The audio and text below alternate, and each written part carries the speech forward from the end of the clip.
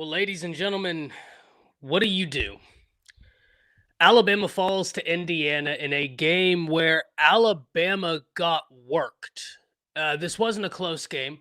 Indiana dominated in pretty much every phase of the game. They dominated physicality. They looked more aggressive. They certainly looked more poised. Their offense was far more efficient.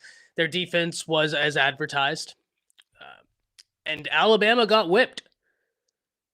And you're going to see online several takes that say that Indiana did to Alabama what Saban Alabama teams would do to people. And they're right. They would be completely correct. Alabama got whipped, and we have got to break it down. I'm not going to lie to you. The numbers don't make it any better. It was a domination from Indiana. And I think in order for us to have this conversation, honestly, we first have to acknowledge the obvious, which is I know a lot of us in here are upset at what happened, and we're going to talk about it. But this conversation really needs to be about Indiana and Signetti. What they are doing right now is phenomenal, and it needs to be acknowledged. If there are any Indiana fans that find their way over here, congratulations, hats off. That was an incredible coaching display, an incredible football display from your team, and you went out there and whipped the Crimson Tide. It wasn't close. That needs to be where the conversation starts. This story is about Cincinnati, Indiana. I'm over here disheveled. The story needs to be about Indiana. But there also is a story about where Alabama had shortcomings. And it's an area we've talked about several times on this show. We've had the conversations around Alabama having a run game that's just not good enough to really rely on. And that was the story of the season. Now, Alabama was winning games in spite of that, which that in and of itself is impressive. The fact that Alabama wasn't even one-dimensional. If you're one-dimensional, that typically implies that you excel at one half of the football game, right? Whether that's offense or defense. Alabama's offense is only half-dimensional. Can't run the football. And when I say they can't run the football, I'm talking about more of a lack of willingness to stick to it because it isn't exceptional. It's not busting big plays. And that's one of the things this staff has talked about is that they want explosives.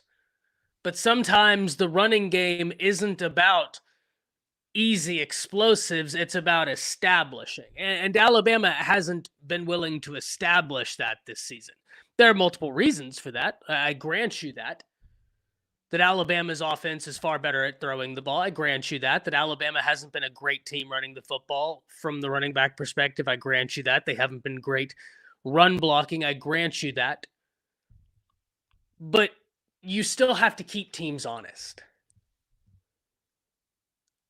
And Alabama's offense hasn't really been able to do that. And they've been winning. That is very impressive. But logic would dictate that is going to catch up with you at some point. You're only going to be able to go so far getting wins against good teams.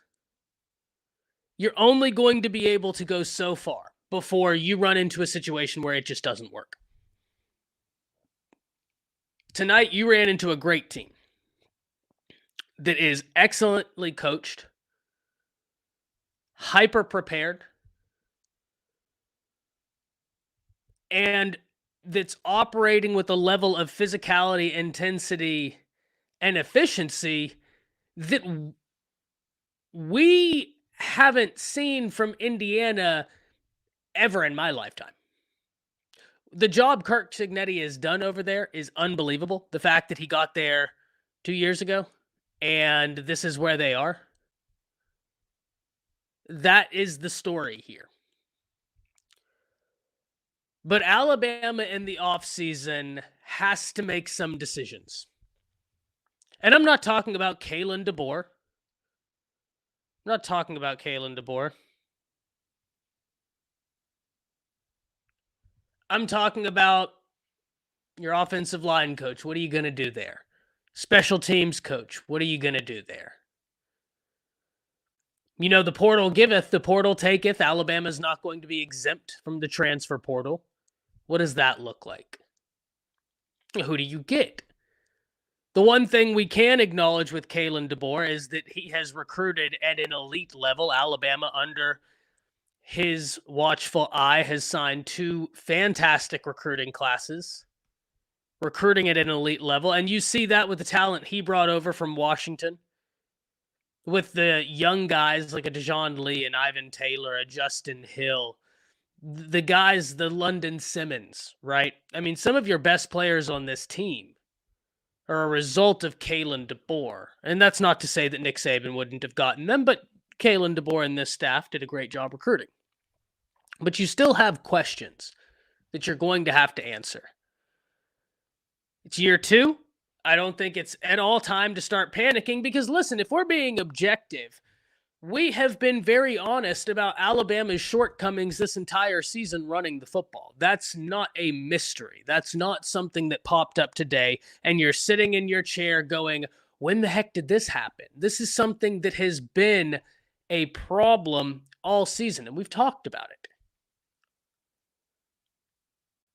Through having that issue, having a lot of key guys banged up, which certainly is an excuse. I don't think I'm using that as an excuse because Alabama was as healthy today as they've been all year, and they got boat raced. They got absolutely whipped. So I'm not throwing out the injuries to absolve, but to simply talk the facts of the situation.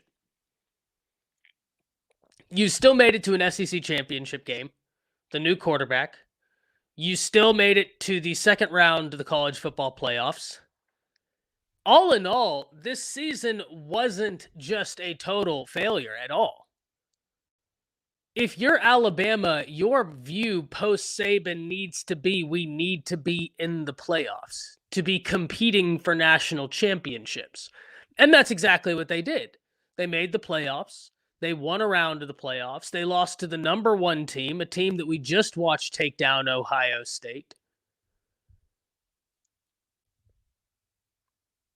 You still had a really good season. There are only a handful of teams that are going to be able to say their season was any better than yours. Now, because it's Alabama, you're going to have critics that are going to bark the loudest. That comes with the territory.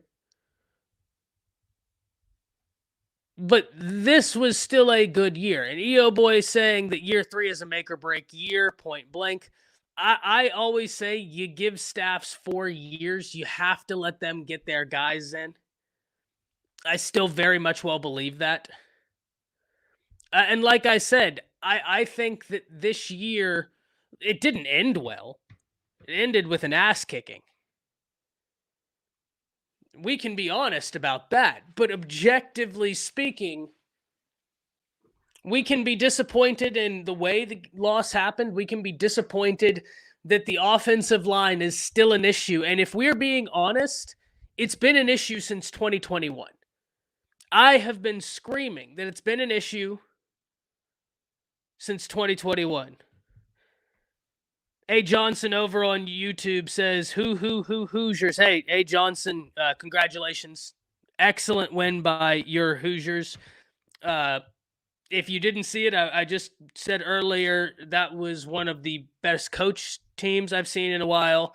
The physicality, the intensity, the efficiency. I mean, there's nothing to take away from Indiana. Excellently coached game, excellently played.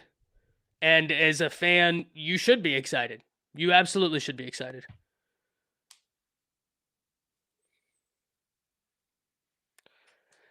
Nicholas Amar says, bro, if you listen to how IU people talk about this game, they scream preparation and mindset, line of scrimmage, domination, physicality. We haven't heard these things, and it's severely lacking and missed.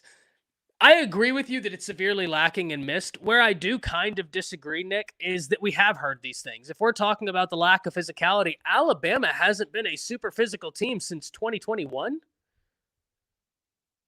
The offensive line certainly hasn't. I mean, you remember those Bryce Young teams. They gave up how many sacks? It was awful. You had Doug Marrone, who just, that was a flop at offensive line coach. Then you went to Wolford, who was a flop at offensive line coach. And now you have Coach Cap, and the numbers look better. Where I sympathize with Coach Cap, probably where I sympathize less with Doug Marrone and Wolford, is that Coach Cap, Grubb, and DeBoer want to run a blocking scheme that you just don't have the personnel for right now. So they're trying to piece together an offense based around the personnel they have and what they want to do. It works sometimes, but I think that's a big reason why you don't have that consistency. So I bring that all to you, Nick, not to say I disagree with you. I very much well do agree with you. But it's to say that Alabama has had this problem for a while, and it's a problem that needs to get addressed. It's not a new problem. It didn't arrive under this staff, at least on the offensive line. I'm specifically right now talking offensive line. That's where we're focused in on. That's a problem that Alabama has had since 2021, and it has got to get fixed. Point blank, period. So I think where my long-winded way of saying that, Nick, is I think we've heard it, but I agree with you. We haven't seen it. The difference to me is I think that Alabama's staff has been saying it as well. It just hasn't shown up. And Nick, here's the scary part. You know I'm an optimistic guy. That may be scarier. The fact that you've heard it, but you haven't seen it, that might be scarier. But it has to be fixed. Like, you are not wrong. It has got to be fixed.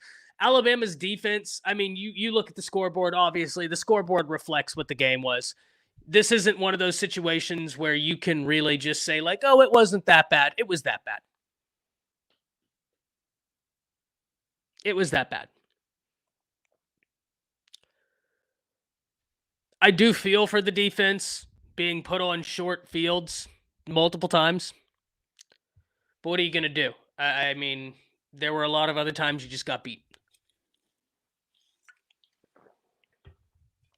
I see Sam23 says this team takes on the personality of who's leading them. You can tell what the difference in the head coach's personality. Yeah, like, don't get me wrong, Sam. I think Cignetti, there's nothing you can say negative. He did an incredible job. They were ready.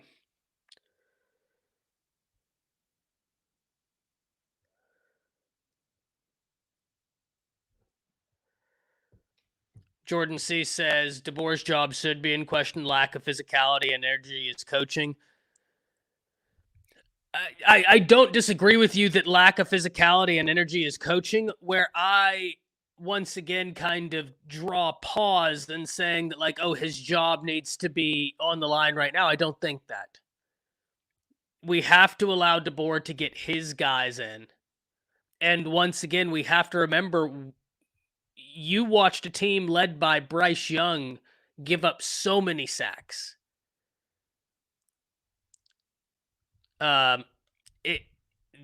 Some of this has been a problem for a while.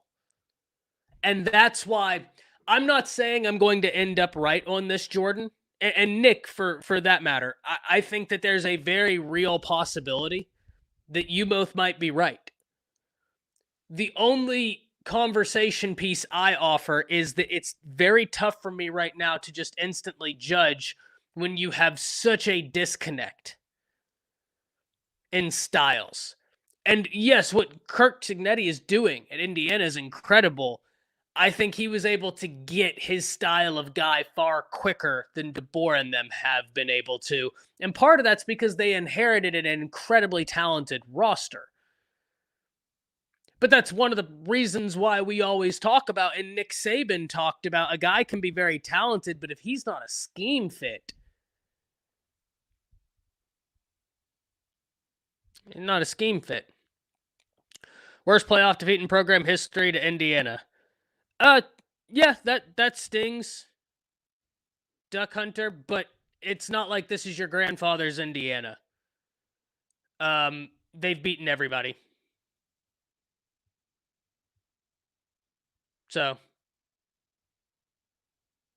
it's not your grandfather's Indiana. Like, Indiana has been fantastic this year. This is not the Indiana of yesteryear. They're a really good team. I'm less worried about who Alabama lost to and more concerned about how that loss occurred. 818 says it's going to get worse before it gets better with the staff around. They all need to go. See, this is where I disagree because, guys, if we're asking this question right now, who are the best players on this team? Like, if you think that, 818, and I'm not saying you're wrong, but, like, let's engage in the conversation right quick. Who are the best players on the team? Duck Hunter, that's not a cope. That's the facts. Indiana was fantastic. They beat Alabama. Facts aren't cope. I don't know what you want me to say. I'm not tripping because I've watched my team win more national championships in my lifetime than most college teams have in their entire history. So I know what really good looks like. Indiana was really good. Alabama wasn't as good. Still a good team, but Indiana was just better. More physical, more efficient. It is what it is. It happens. It's football. 818. The question, though, that I think that we do need to address. The question that we need to address, right, is who are the best players on the team right now?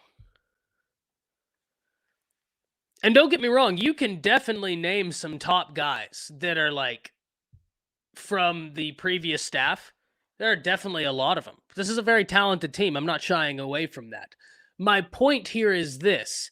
Whenever we are talking about who some of the best players on the team are, you're going to have a lot of young guys that this staff have recruited, and some of the guys that came over from Washington, Parker Brailsford, Jeremy Bernard, Josh Cuevas.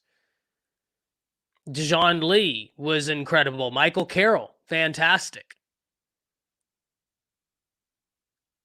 Ivan Taylor looks really good. Hill, really, really good. London Simmons looks really good. He's a true freshman out there, looking really good. I bring that up because if we're saying this staff needs to go, we're seeing some of what they want to do work with the guys they've brought in. So we do need to give them time. I understand it hurts, but they do need the time to really get in their guys and go from there.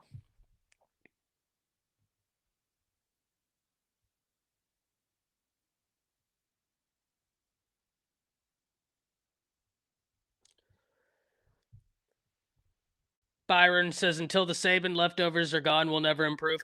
And Byron, while I don't 100% disagree, while that is that is an implication of the point I'm trying to make, I don't think that's the exact point I'm trying to make. My point is more that, like, this staff to me looks like they know what they want to accomplish and they're building towards it. Nick says, let everyone know the way we lost was so eye-opening it was scary. We basically quit. This team looked like they didn't want to be out there. I agree with you there. I agree with you there, Nick. And that's why I said to Duck Hunter, there is no cope. Bama got whipped. That's point blank, period. And when he brought up they lost to Indiana, I don't care who they lost to because I think Indiana is a very good team. Like, I think Indiana is a great team. I really do. Obviously, you knew they were a really good team all year. Then you see them at Ohio State. Now you're like, oh, that they're great. You see them tonight, and it's pretty obvious just how good they are. My issue isn't with losing to another team that's in the college football playoffs. You're losing to one of the best teams in the nation. My issue is how you lost. My issue is what happened during the loss. That's where I am, more concerned. And Nick, I totally agree with you. I totally agree with you there. And that's not something we've seen from this Bama team. After that Florida State game, you saw a team that was tenacious. They were going to fight. And that's you didn't see that down the stretch. I think that Indiana snatched the soul. They snatched the hope in the third quarter. Ty Simpson going down with that injury didn't help, but that's really what happened, man. I think you're 100% correct, Nick. EO Boy says you will see if this staff is serious by how they work this portal and the changes. I agree, EO Boy. I agree with that. I don't think that DeBoer is on the hot seat, but this is the year you're going into year 3 where it's like, okay, you've had a lot that's worked. Like, as Alabama fans, let's not lose sight of how much has worked, right? Let's really keep the big picture here in scope. As Alabama fans, you watched the greatest coach of all time retire. You watched a mass exodus from your team. You watched a new coaching staff come in, keep the team together, continue to recruit at an elite level. You watched that team win 9 games, and they didn't have the guys that really they needed for their scheme, but they're trying to create an offense based off of what they do well and based off the personnel Alabama has. You go 9 wins last year. Fast forward a year, you're replacing a quarterback. You make it this far. All Bama heard when Nick Saban retired is Bama's done. They're not competing for national championships anymore. And you just were in the playoffs. So you were competing for a national championship. You got whipped. You're not going to win it, obviously. But that's the big picture. And we still need to keep that in perspective. The staff is recruiting very well. They made it this far. Year 2, post-Saban retiring, when pretty much everybody thought the Tide was dead. They're still very much well alive. Having said that, this is where I do agree with you, EO Boy. You have got to now see what you've done that worked, because I think we need to give credit. That's why I just gave that whole soliloquy as to what has worked. But then you need to be very honest about what hasn't worked. You've given it a try. 2 years.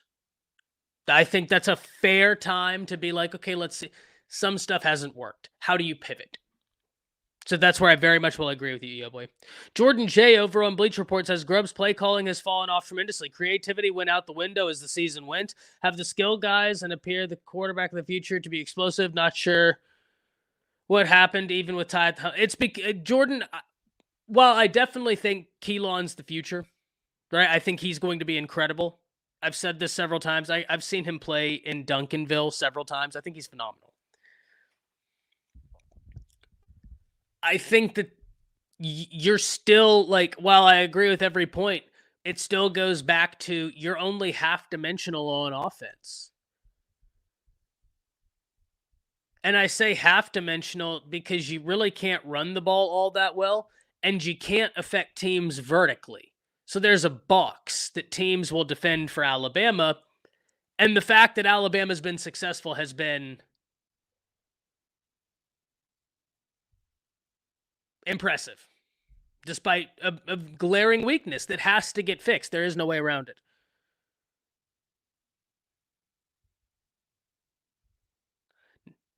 EO Boy, I don't disagree. I'm interested to see, though, because Courtney, he might get active in the portal. We'll see.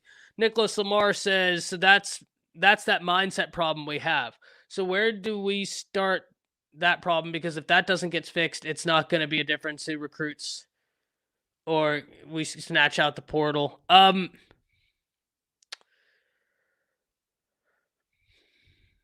That is a good question, Nick.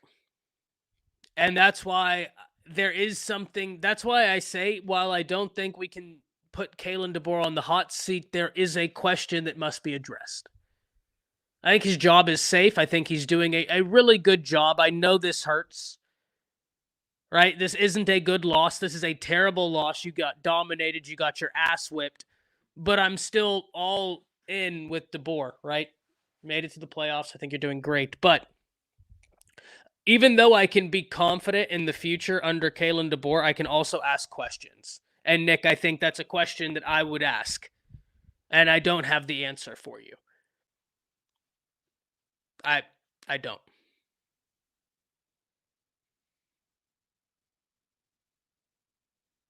Head coach is soft and the team reflects it. We'll see. I mean, we'll see. Jordan J says lack of run game is perplexing to me. Is it the scheme? Is it the players? I think it's a 50-50, Jordan. One of the things I've talked about with Alabama's offensive line, and part of the reason why it's been such a fascinating topic for me this season, is because whenever you had Wolford, who was Alabama's former offensive line coach, he just wanted like the Great Wall of China out there. He just wanted mass. You have this staff come in and they like pinning and pulling. It's very different in the schematic approach for blocking for Alabama. And you just didn't have an offensive line built for that because it flies in the face of what Wolford wanted to do. So naturally, it's going to take time to get that offensive line together. I think that's a big reason why you saw so much shuffling, which I always said drove me crazy. I hated it. So I think part of it is you have a scheme that's proven to be good. I mean, you look at Washington when they were in the national championship. Yes, the real threat of that offense was Penix. They ran the ball well. I mean, they had a 1,000-yard back at Washington. So they ran well. I still would have liked to see them run more. Like, I'm not going to lie to you. Grubb just doesn't look like a guy that's going to bear down and run the football. I just don't think that's his MO. And part of it is you have good players, you have good scheme, but do the good players mix in the good scheme? I think that, to me, is where I'm at with this, Jordan. And once again, as always, I hold out the possibility to be completely wrong on this. I'm just giving you my opinion from what I see when I look at it. Is you have good scheme, you have good players, but then my question is, do the good players fit the good scheme? And if the answer is anything other than yes, you're going to have problems. And right now, very honestly, the answer for Alabama is You got some players that fit. You got others that are great players that the staff is doing what they can to try and maximize them, because that's a coach's job. This is less on the players and more on the coaches, just for the simple fact of it is the coach's job to maximize what you have. I do acknowledge there's only so far you can really go with that, but that is your job as a coach. So, but I think, Jordan, the answer is both. Top Dog says both, in my opinion. That's how I see it, Top Dog. It is what it is.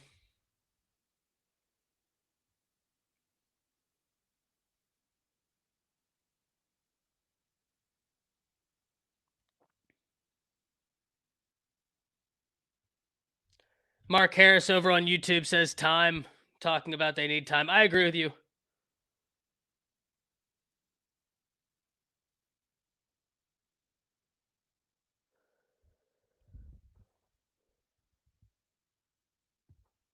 Kiri, where'd you see that?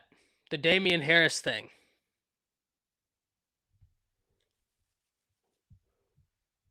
Yeah, I haven't seen that.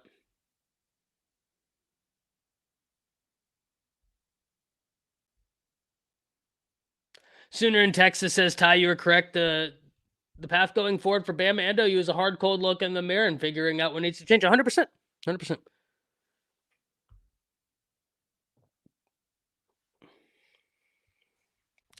Well, I see the reason why I disagree with you that the scheme is not good is we've seen it work. We've seen the scheme work. I'm not saying it's the greatest scheme in the world. We've seen it work. There are parts of Grubb's scheme I don't care for. I wish he would just run the football more, but that's not what he does. But the scheme has worked.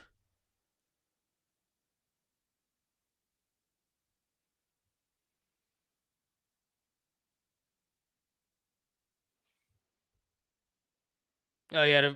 Oh well. Hate to hear that, Kerry. Um, Hope you're good.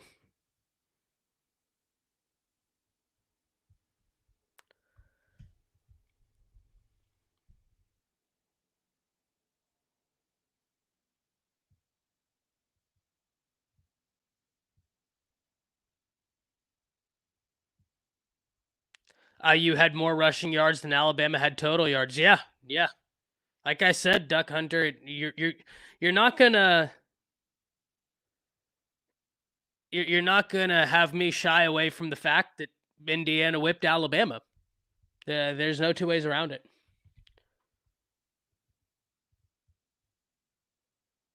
The White Wolf, like, don't get me wrong, Bama does have great players, but once again, do the players fit the scheme? Nick Saban talked about this all the time. Is you have to get players that fit what you want to do. That's why he didn't care about a 3-star, a 2-star. He was great at getting 5 stars, but he was also great at getting 5 stars that fit what he needed to do. And I think that's really like the crossroads you're at with Alabama.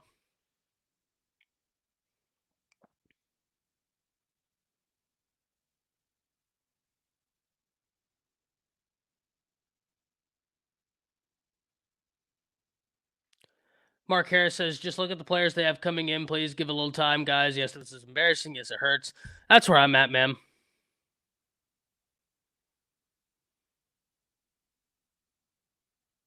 That's where I'm at. Scott, I agree with you. That 4th and 1. So if you're going to go for it, fine. My bigger problem, Scott, than going for it is the play you called. You have a 240-pound running back, and you get cute.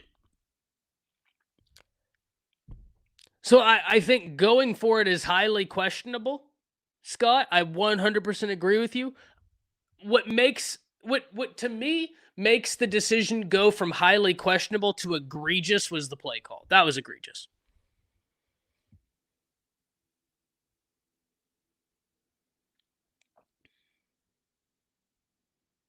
I don't disagree with you, Will. I certainly don't disagree with you. My point is like, you have to run the ball enough to keep a defense honest, but I do agree with you. Like, it just flat out wasn't working. It's a really tough position to be in, and I know I don't try and minimize the issue. And if that's how it came out, that's certainly not the case. It's a much more in-depth issue than I'm making it sound. You're 100% right.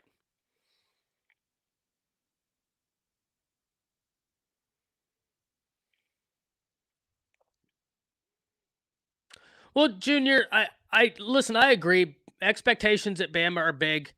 Bama just made it to the playoffs. They just won a playoff game. They got beat by the number 1 team in the nation. They got embarrassed by the number 1 team in the nation. Let's keep it a buck. Let's keep it honest. If you would have told people 2 years ago when Saban instantly retired and you had all those players walk out the portal that, hey, Bama's going to be winning a playoff game in 2 years, making it like, I think a lot of people had taken that at the time. And so I'm still in a situation where I feel like Alabama is still trending in the right direction.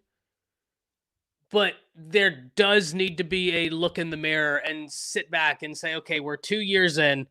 What isn't working? What is working? What isn't working? And how do we address this? So, at least that's the way I view it. And I'm, like I always say, I'm personally not offended if I'm wrong, but that's just the way I view it.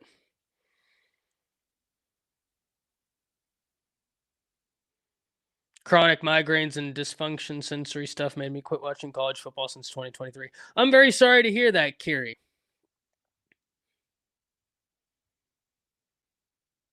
Very sorry to hear that.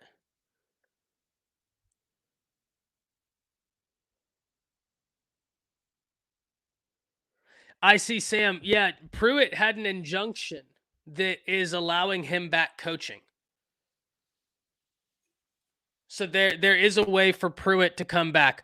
Plus, I see Sam. One of the interesting things right now with the NCAA, if you even so much as threaten them with an antitrust suit, they're going to bow down. They're not going to go for it. So, but there is a way for Pruitt to come back. Let me double check that before I mislead you. But I remember reading about an injunction.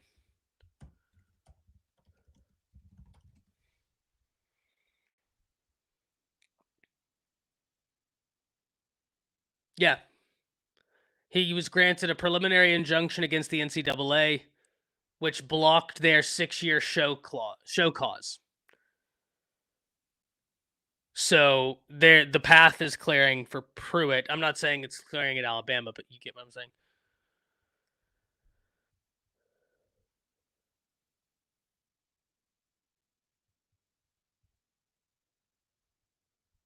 Oh, don't get me wrong, Jr. I do agree with the.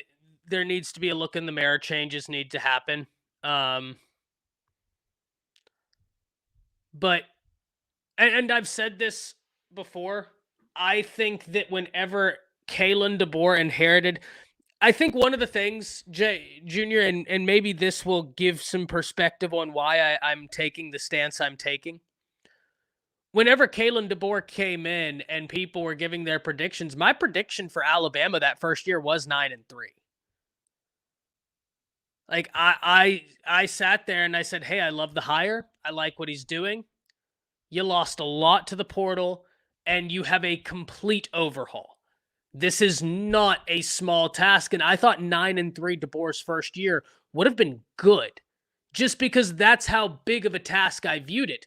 Why did I view it like that? Because yes, Saban and them were one play away from beating Michigan, or potentially beating Michigan to play for a national championship. But if we use that logic and say, oh, Saban and them were potentially one play away from a natty when they lost to Michigan and then he retired, we also have to use that logic to say Saban and them were a couple plays off from losing a few games in the regular season. I thought that even then, it was a bigger mountain than a lot of other Alabama fans thought it was. No, I thought it was a much smaller mountain than the outside media would have you believe, but I always thought this would be a bigger challenge than a lot of people thought. I did not think this would be instant plug and play. Why? It's because I watched that last year, and I think Saban did one of his best coaching jobs his last year. I mean, they had a scare against USF.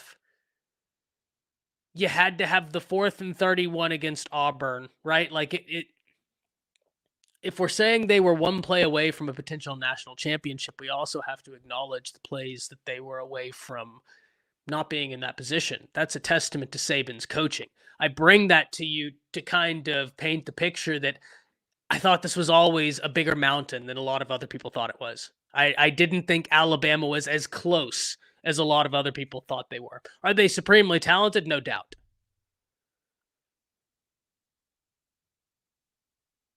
No doubt. But I think that it was always further along away than a lot of other Alabama fans thought it was.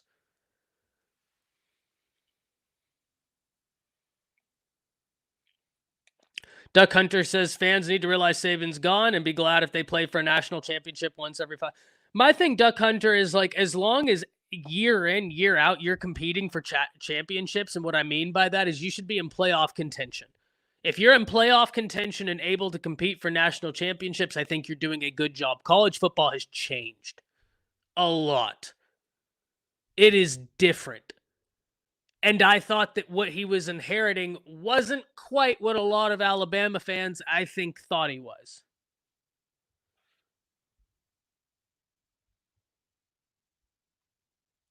It'd be interesting, Kiri, about DeBall. Like it certainly would be interesting, and Pruitt.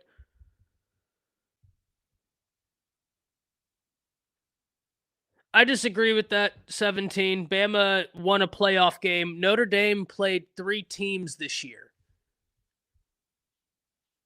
that were good, and they only won one of those. Notre Dame played 2 playoff teams. They lost both of them.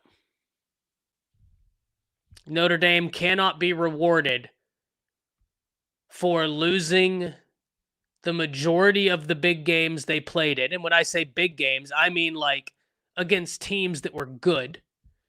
Notre Dame cannot be rewarded for losing 2 of the 3 teams they played that were actually pretty good.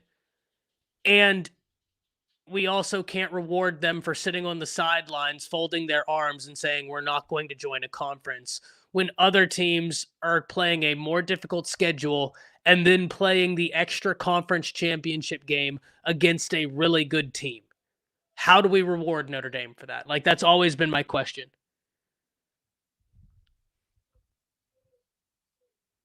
Bama absolutely should have been in the playoffs. That's not the conversation. Like, that's a false narrative. I understand people want to have it, but it's just not true. They deserve to be there. They just got beat by the number 1 team in the nation. Granted, they got beat bad. That's fine. But they also won a playoff game. So, it is what it is. If you're Notre Dame, I have a way for you to get in the playoffs. Don't lose to 2 of the 3 really good teams you play.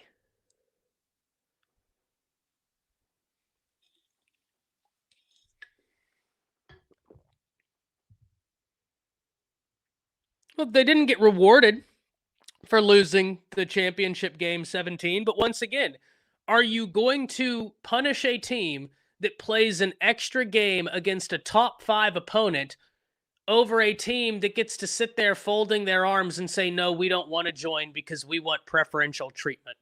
No. That's absurd. That's absurd.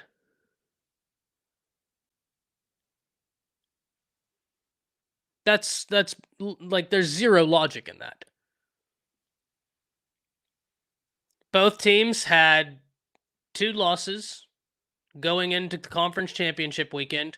One team played a top 5 opponent, the other team sat at home. That's the reality of the situation. Bama may have had the worst loss. Bama had better wins than Notre Dame did. Easy peasy.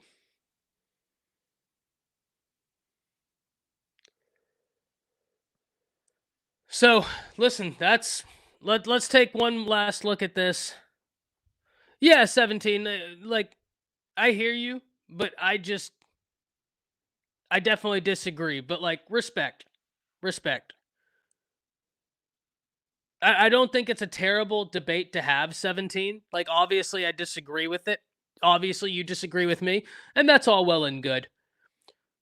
So long as, like, I don't know. The way I look at debate 17 is, as long as we, at the end of our conversation, kind of have a greater understanding of where the other person's coming from, then we both win.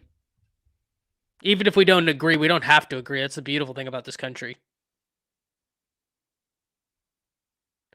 Duck Hunter says, yes, otherwise, why play the game? These games have to matter. You're right. Why play the game? Why should we reward a team that refuses to play the game? You're 100% right, Duck Hunter. Why should we reward the team that refuses to play the game?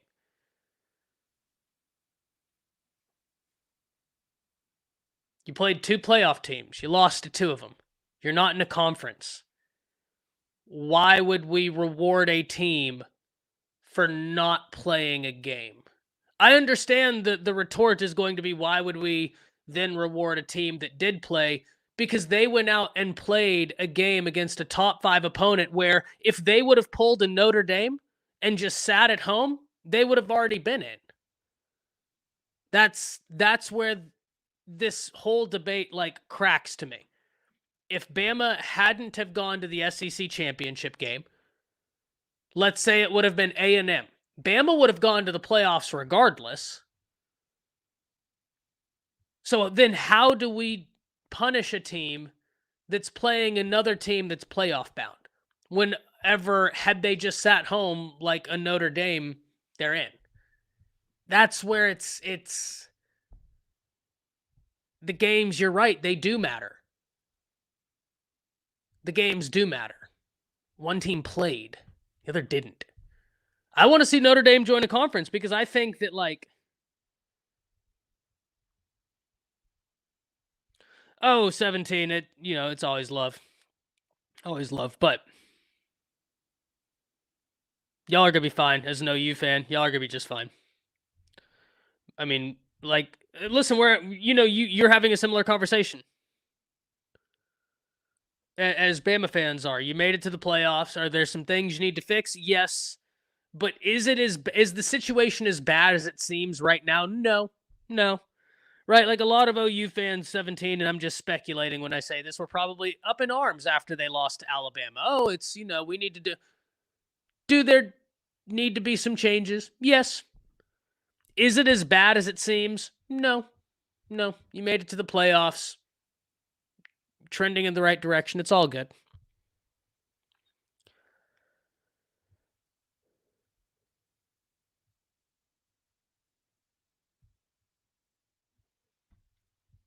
Let's take a look at the box score so we can all be sad.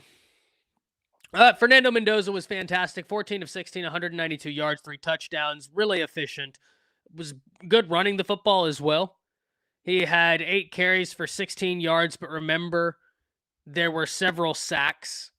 So that stat line is very misleading. He was much better in the run game than 16 yards would indicate. Indiana's running backs did their thing. Black, 15 carries, 99 yards, average 6.6 per. Hemby, 4.9 per. Alabama, Ty Simpson averaged 5.7 per. Daniel Hill, 2.6 per. I mean, that is what it is. Indiana receiving, Alabama receiving, I think both receiving corps did a good job. Obviously, Indiana, did great. Indiana had the turnover. Both teams had the same number of sacks and tackles for loss.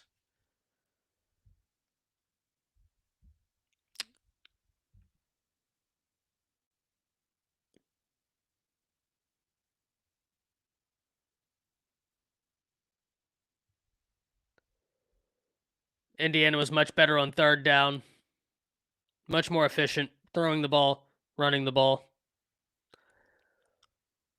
Neither team did bad in penalties. 1 penalty apiece. Bama turned it over. Indiana 1 time of possession.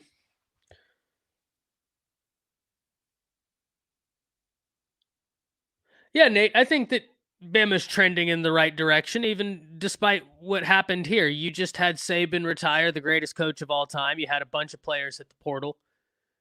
And within 2 years, you made it to the playoffs. You won a playoff game, and you're recruiting at a very high level. And a lot of the guys you're recruiting are showing out as potential game-changing players. Is it ideal? No. Is this loss good? No. Is this loss embarrassing? Yes. Do there need to be conversations had and a hard look in the mirror? Yes, but it's never as bad as it seems. Well, with that, ladies and gentlemen, there's not much more to say. Yeah, Nick, I'm interested to see what Simpson does.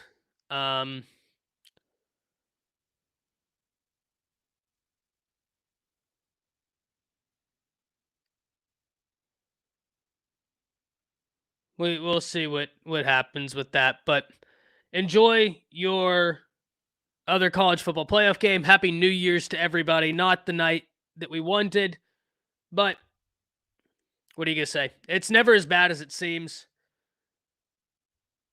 Roll Tide as always, man. Roll Tide as always.